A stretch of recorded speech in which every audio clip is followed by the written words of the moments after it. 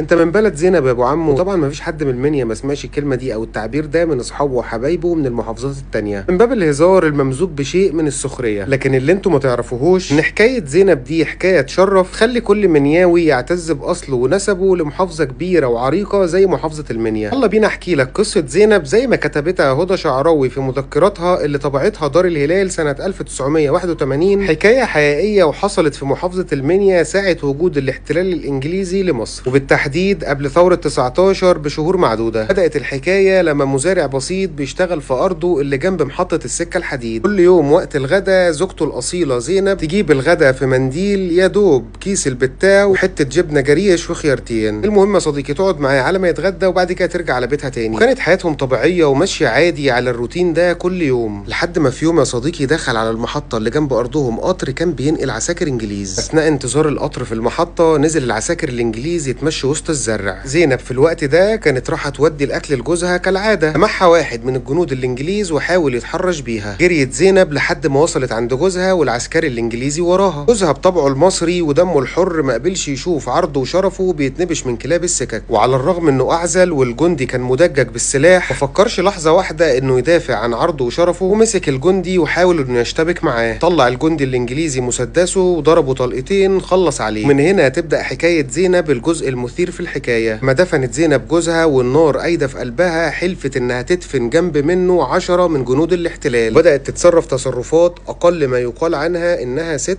ب100 راجل. قعدت زينب ارض جوزها واشترت بندقيه وشويه اسلحه